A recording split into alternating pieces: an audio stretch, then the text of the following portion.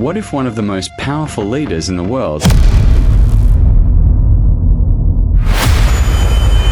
had a hidden world beneath the ground, built not just to survive war, but to outlast collapse itself? After the death of Ali Khamenei,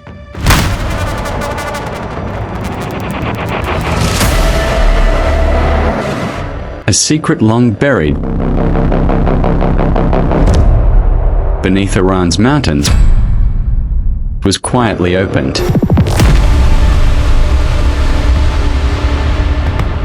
And what investigators found inside was far more than a bunker. It was a fully engineered system of survival, secrecy, and control. In this documentary, we uncover how it was built, why it existed, what it reveals about hidden strategies of power, and the deeper consequences such systems create, not just for nations, but for humanity itself. On this channel, we explore real-world mysteries, hidden systems, and the untold stories shaping our world. Subscribe our channel. This is where the story begins. The entrance is not marked on any official map. From the outside, it appears as nothing more than a reinforced hillside, anonymous, silent, and unremarkable against the rugged terrain of northern Iran. Satellite imagery had captured hints of its existence for years: irregular heat signatures, restricted airspace, unregistered construction routes. But nothing definitive. Nothing that could prove what lay beneath. Then, after the death of Ali Khamenei, the perimeter changed. Military convoys arrived in the dead of night. Engineers replaced old access locks. Layers of clearance protocols were temporarily lifted. For the first time in decades, individuals outside the inner sanctum were granted controlled entry. What they found inside was not simply a bunker. It was an underground system of strategic continuity, a place designed not for days or weeks, but for years of survival. Deep corridors reinforced with shock-absorbing materials. Air filtration systems engineered to withstand chemical and nuclear contamination. Secure communication hubs capable of operating independently of national infrastructure. But beyond the engineering, something else emerged: records, artifacts, and operational frameworks that raised unsettling questions. Why was such an extensive facility constructed in absolute secrecy? What scenarios was it preparing for? And more importantly, what did it reveal about the decisions, fears, and strategies of one of the most powerful political figures in the Middle East? The answers would not come easily. Because the deeper investigators went, the more it became clear: this was not just a bunker built for protection. It was a blueprint for survival in a world expected to collapse. To understand the bunker, one must first understand the system that created it. Following the Iranian Revolution, the newly established Islamic Republic redefined not only its governance structure but also its perception of existential threat. The revolution did not merely replace a monarchy, it placed Iran in direct ideological and geopolitical opposition to several global powers. From its earliest days, the leadership faced isolation, sanctions, and the looming possibility of military confrontation. The Iran-Iraq War reinforced this perception. For 8 years, Iranian cities were bombarded, infrastructure was destroyed, and the concept of total war became a lived reality. It was during this period that Iran began investing heavily in hardened underground facilities.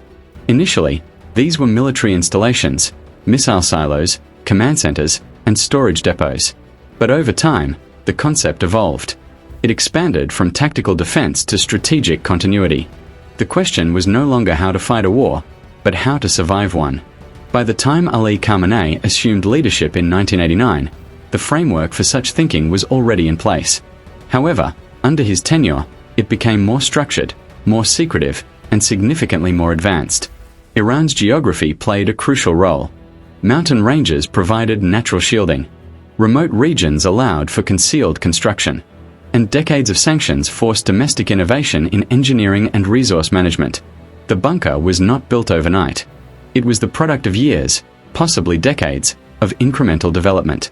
Each expansion aligned with geopolitical tensions, nuclear negotiations, regional conflicts, and evolving military doctrines. Officially, none of it existed. Unofficially, it became one of the most secure installations in the region. Inside the bunker, the architecture reveals a singular purpose: endurance. The facility is structured across multiple levels, each isolated yet interconnected through controlled access points. The outer layers serve as buffers, designed to absorb shockwaves from potential explosions. Deeper sections house critical systems. At the core lies an independent life support infrastructure. Air filtration units utilize multi-stage purification systems capable of removing particulate matter, biological agents, and chemical contaminants. These systems are comparable to those used in high-security military installations worldwide, relying on redundancy to ensure continuous operation even if individual components fail.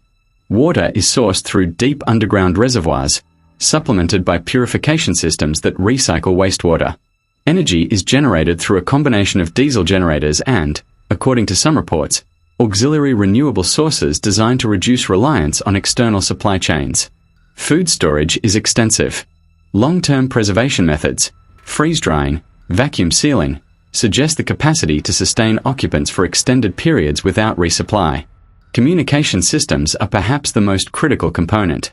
The bunker contains hardened communication lines capable of operating independently of national networks. This includes encrypted radio systems, satellite uplinks, and secure data centers. In scenarios where surface-level infrastructure is compromised, these systems would allow continuity of command. But beyond survival, there is functionality. Meeting rooms, operational centers, and administrative spaces indicate that the bunker was designed not merely as a shelter, but as a governing hub. In the event of crisis, it could effectively replace surface-level leadership structures. This is not unique to Iran. Similar facilities exist in other countries. However, what distinguishes this bunker is its integration of survival, governance, and secrecy into a single system. It is a closed world, engineered to function when the outside world cannot. For years, speculation about such facilities remained just that, speculation. Then came the turning point. Following the death of Ali Khamenei, internal restructuring created a rare window of limited transparency. Certain classified archives were accessed. Select areas of restricted facilities were inspected under controlled conditions. What emerged was not a single discovery, but a collection of them. Operational documents outlined contingency plans for various scenarios: military invasion, internal unrest, cyber warfare, and even prolonged economic isolation. These were not theoretical exercises. They included detailed protocols, timelines, and designated roles. More striking were the records of simulations, extensive modeling of crisis scenarios. These simulations incorporated variables such as infrastructure collapse, supply chain disruption, and population displacement. In essence, the bunker was not just a response to threats, it was part of an ongoing process of anticipating them. However, not all findings were technical.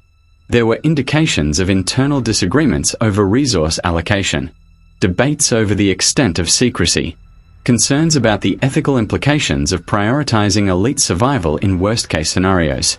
These tensions were not publicly acknowledged, but their traces remained within the documentation. The bunker, it seemed, was not just a symbol of preparedness. It was also a reflection of uncertainty. The existence of such a facility carries implications that extend far beyond its physical structure. In the short term, it reinforces perceptions of resilience. For supporters, it represents foresight, a necessary measure in a volatile geopolitical environment, a safeguard against unpredictability. But in the long term, the consequences are more complex.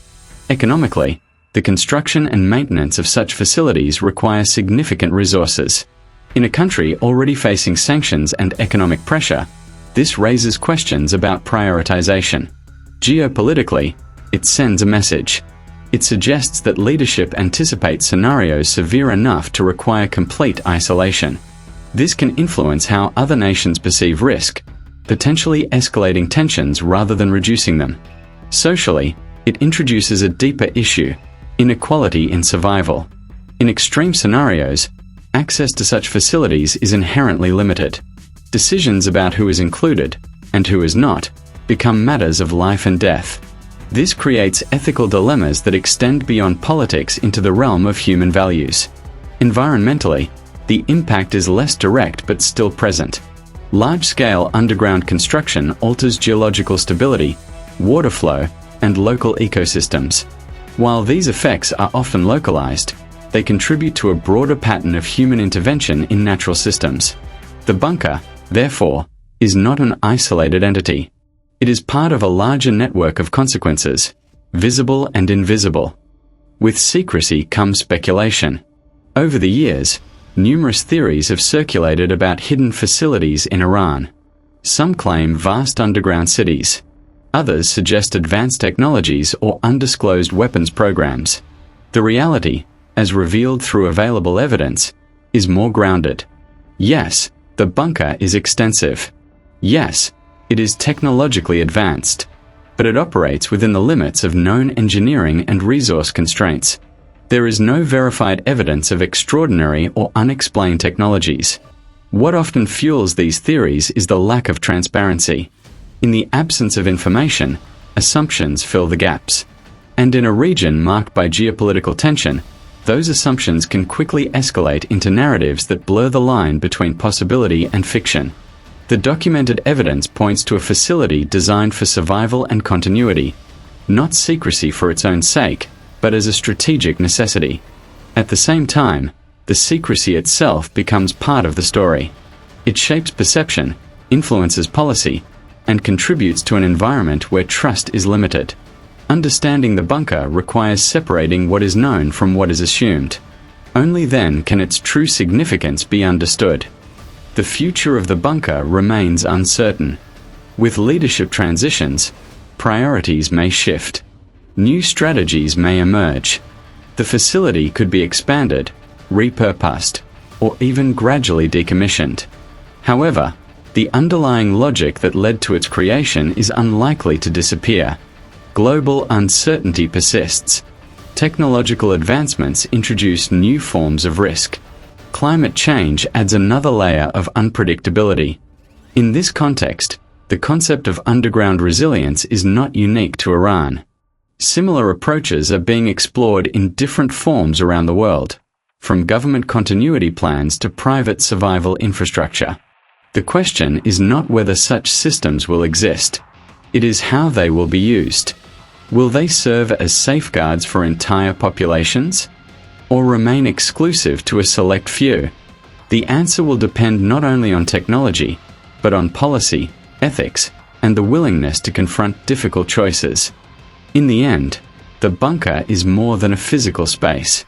It is a manifestation of a mindset, a recognition that power, no matter how absolute, is not immune to vulnerability. That leadership, no matter how secure, must still prepare for uncertainty. It reflects a fundamental tension at the heart of modern civilization, the desire to control the future, and the awareness that it cannot be fully controlled.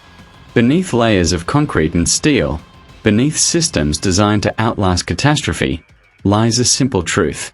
Survival is not just about infrastructure.